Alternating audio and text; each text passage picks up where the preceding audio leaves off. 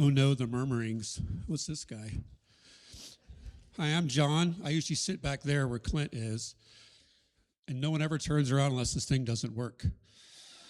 So now you know who I am. Glad to be here this morning. Glad to be amongst the community. I know some of you actually don't actually know who I am, and a lot of you do. But we get to know each other a lot better when needed. And I could never give that up. So it's just fun to be a part of a community like that. So thanks for letting me be a part of that. If you want to be a part of that more, know me. I don't do this all the time. It's the green card, right? I should pay attention. The green card is how we communicate with our staff here so you can know what's going on. We can get to know you a little bit better. So if you could fill it out for us, it'd be good. It's also, you can let us know about some new addresses, new phone numbers, new emails, pair chains, things like that. I'll read the rest of it. The blue is for prayer and prayers requests. So people at the church are doing that often. And so if you want to be a part, if you want to have that done for you, please let them know using that blue card. And the green card is how you can get involved more fully. Like Dave said last week, they'll let anybody do this job. There's a lot of jobs that we'll let anybody do if they so choose. Clint laughs every time I'm back there because I just break something. He has to fix it the next week.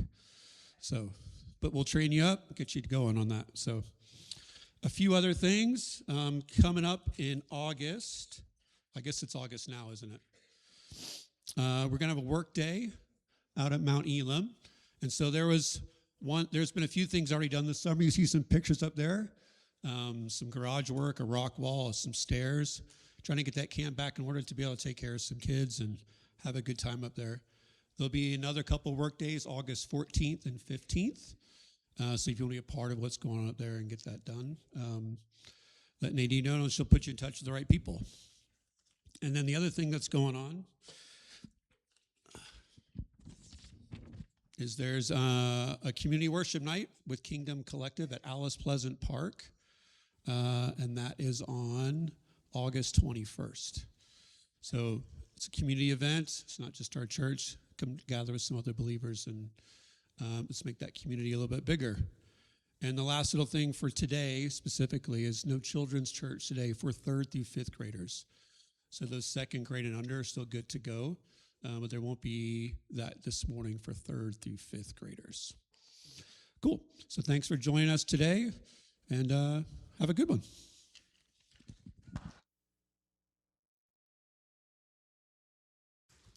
Good morning. How are you? This is my only Leonard impression. Here we go. Good morning. It's nice to see some of you. There you go. That's all I got. Okay. I have a towel today, so things are going to get crazy. Any balloon festival people here that enjoy the balloons? Raise your hand. Good. Yeah, I enjoyed the balloon festival. If you've ever been up in a balloon, you get a different perspective. And what I'm going to do today is just offer you a perspective. I don't have a solution. I don't have the answers. I just have a perspective. And that's what I'd like to do. But what I'd like to really do today is spend some time in communion together. And I'm hoping to get through what I have to say quickly, and then we'll get right to communion. And we're going to do a little different, so get ready. All right. Okay, how many of you enjoy being uncomfortable? Raise your hand if you like being uncomfortable. See, a musician right there. He doesn't mind being uncomfortable. Okay, do you know why? Do you know why men golf? Because they're too uncomfortable to ask another man to go for a walk. There you go. That's all I got for jokes. Okay. All right. I'm entering my 34th year of teaching this fall. Thank you. I appreciate that. I'm up in Wyoming in Bags. And by the way, Anahi, was the Spider-Man movie not terrible? What? Say that again? Do not listen to her. It was not good. I couldn't make any of the references. I went and saw Spider-Man. It was not good. But the popcorn and soda were good. So I was thinking about the past number of weeks as I was preparing to deliver the message today. And I have a unique career that allows me to practice retirement for a few months every year for the past 33 that I've been a teacher. It made me think of the human condition and how each one of us in our own sometimes unique ways choose to practice our lives. And those practices are made of habits. And if you look over here, you're going to see some weights and a weight bar, and that's going to be important in about 10 minutes, I hope. But we all have different interests and different styles and approaches and habits that culminate in a series of decisions that make up who we are. Those habits that each of us have are important. But things have changed. I think all of you would agree. If you're near or close to my age, you know that things have changed, especially as we get older.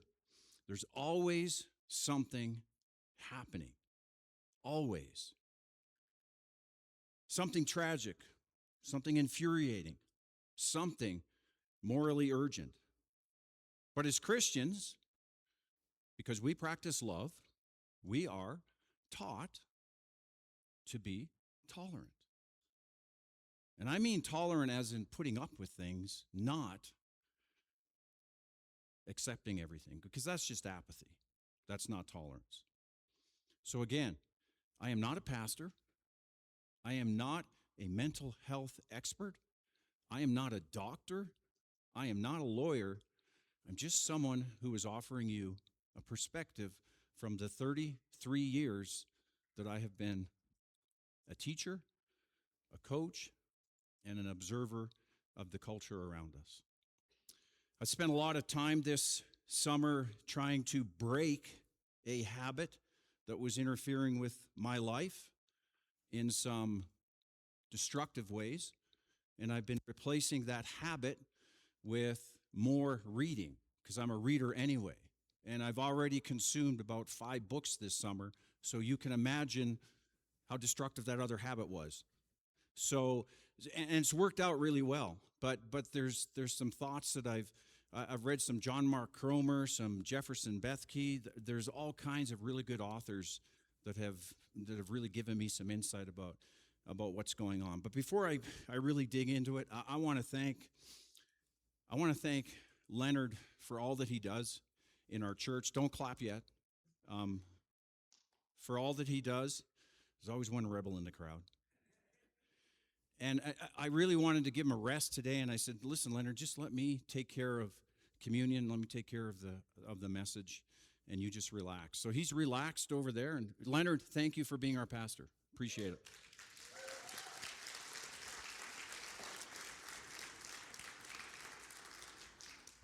So I think all of us desire to be open-minded. We desire to be reasonable and kind until the guy in front of us drives too slow, votes differently than I think they should, posts the wrong thing, or makes me uncomfortable. Suddenly, we get a little more selective about our tolerance. It's not because we stop caring. I think it's because we're tired. We are tired. We are overstimulated. We get defensive. We get hurt easily. We get lonely, which can lead to misunderstanding. And who wants to be misunderstood or rejected? So we get a little bit scared. I get a little bit scared. And here's the problem. Scared people are fast people. And we think less. And we ask fewer questions. We judge faster. We label faster because we don't want to be uncomfortable. And it's not that we're cruel. It's because life is heavy, especially this summer. It's been heavy. There have been some heavy things going on in our community, with people in our own church, and we got to carry those things around with us, and it's tough, isn't it? Carrying these things around, because it's added pressure on our body. It's added pressure on our nervous system. It's added pressure on everything. But we have to carry it around. Like I said, there's always something happening in our lives online, something urgent, something tragic, something infuriating. And that's because we know too much. We see too much. I was talking to my sons, and they're talking to me about videos they see of people who conceal carry and they defend themselves, and they show the whole thing. And I'm like, you don't need to see that. Why do you look at that? And they're like, because it's there.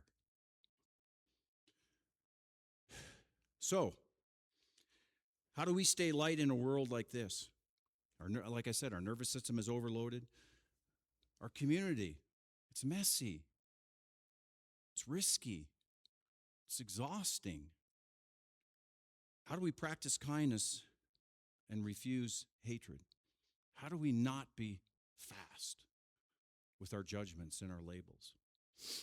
We might miss the way things used to be, but unfortunately, there's no going back. We feel like we have to decide more quickly.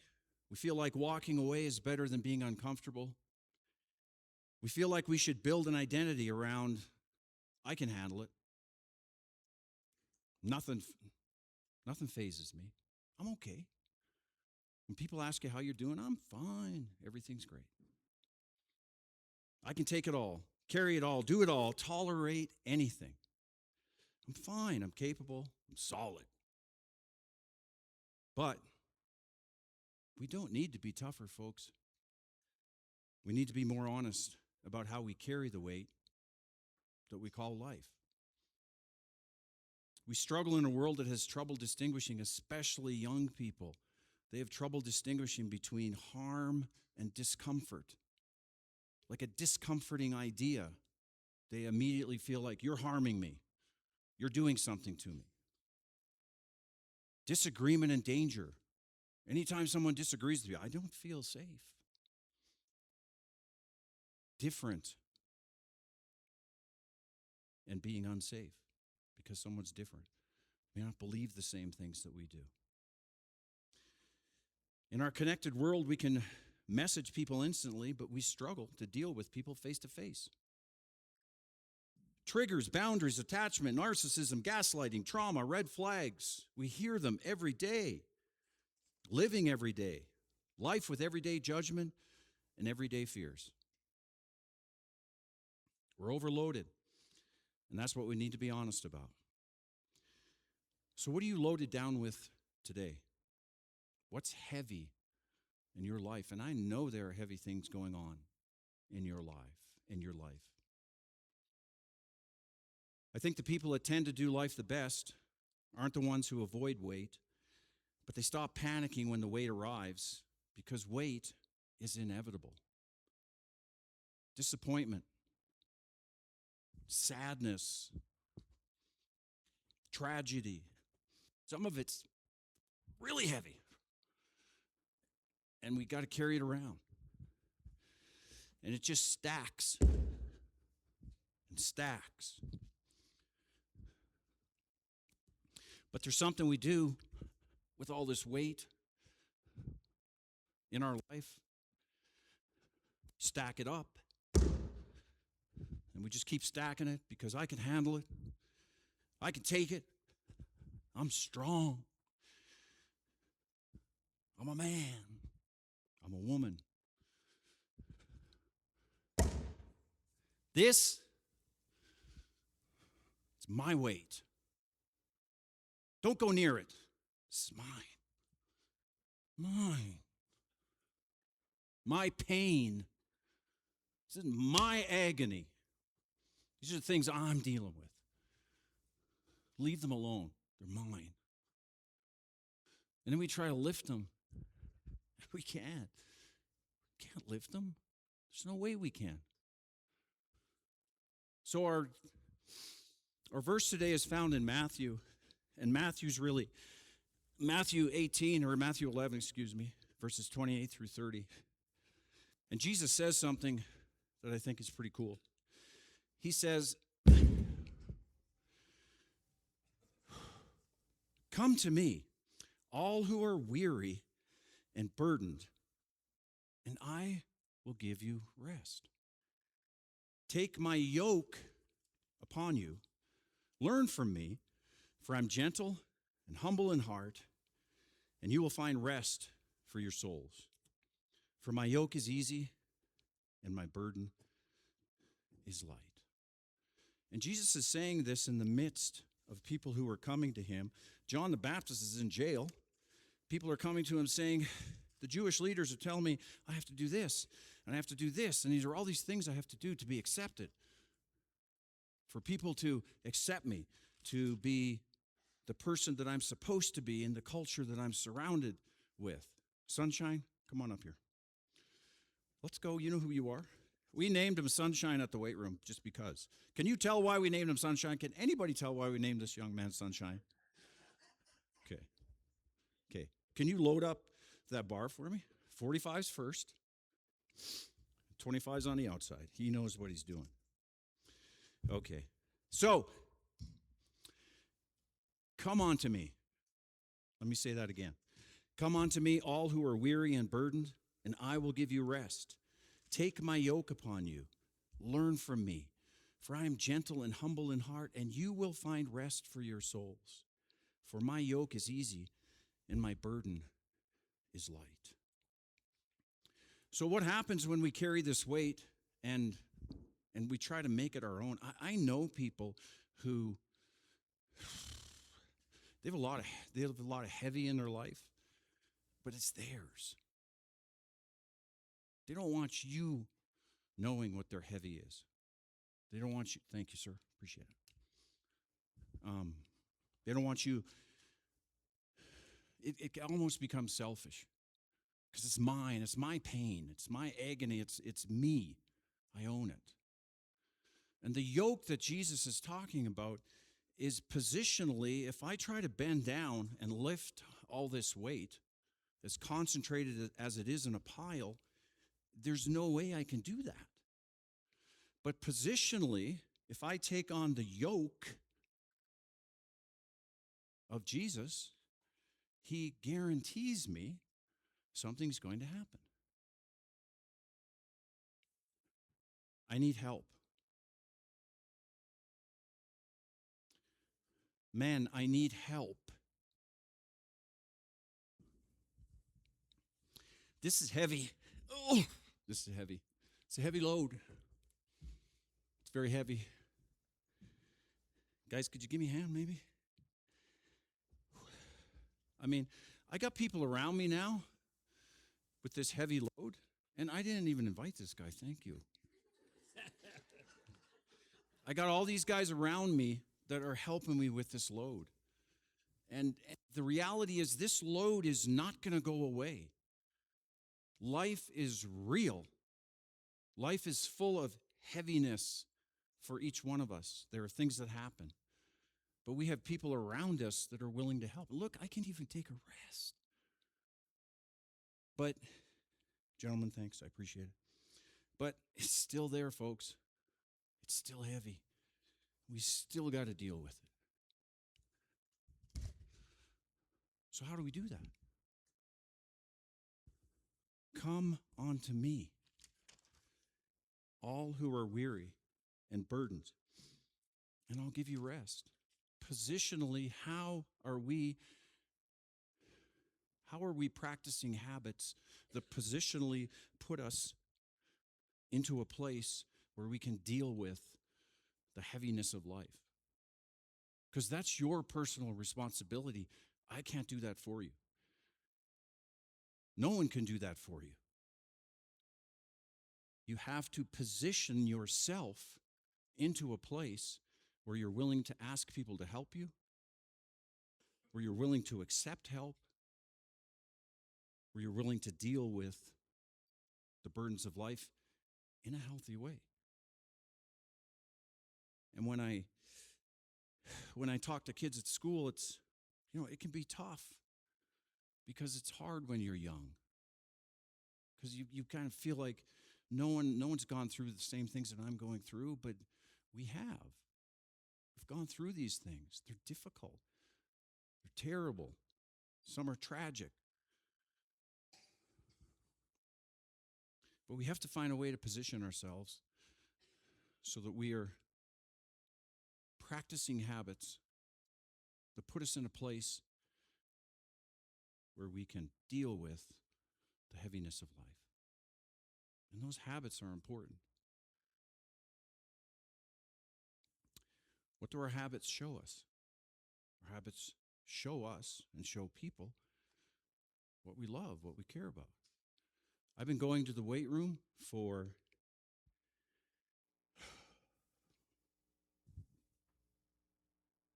as long as I can remember.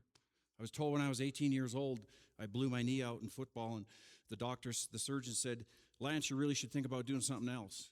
And I love football so much, I said, there's no way. What can I do to get myself back on the field? He said, well, you can lift weights. You can go to the weight room. A lot of people do that, and, it makes you stronger. And I've been doing it ever since. 47 years. Going to the weight room. It's a habit. You just do it because it's important. And people ask me all the time, Mr. Scranton, Coach Scranton, Lance, what do you do to stay in shape? I don't even know. I just do it. It's a habit. I don't know what I would do if I didn't do it.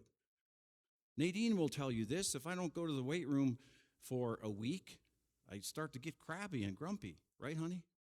That's my wife back there. Everybody see her back there? That's Nadine. Everybody always says, talk to Nadine. Talk to Nadine about something, and no one ever says, there she is. She doesn't like to be in the spotlight, but I love you, babe. Thanks. Okay. So positionally, we need to practice habits that allow us to do the things that make the heaviness of life more manageable and bearable. And that's what's important. So one of the habits we choose is how we deal with others. It's easier to slap a label on someone or something than to deal with the complexities, because life is complex. There's no question about that. I don't know what you're going through. You don't know what I'm going through all the time. But if we get to know each other a little better, we do. So we're going to do something a little different today. I want you to truly grasp the importance of communion. So this is what we're going to do for communion. It's one of the habits that we have in our church. Once a month, we receive communion.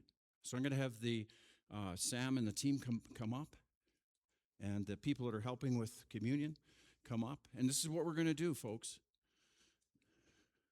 Over here, you're going to get out of your seat. You are going to come and get the elements. You're going to take the bread and the wine.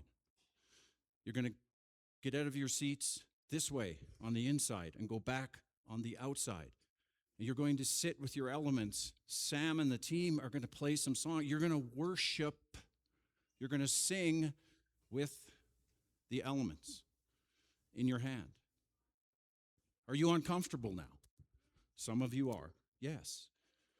And then we are going to take, yes, you'll come into the inside, and then you'll receive the elements and go back and sit down with the elements while Sam and the team play.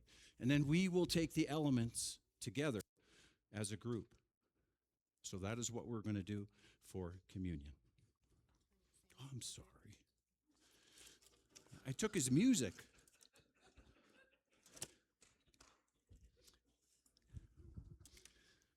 Sam, pick. Very important. Okay, does everybody understand what's going on? No? You're coming to the inside row. You're coming down here. These gentlemen are going to have the elements. The elements. They're going to be standing right here for this side.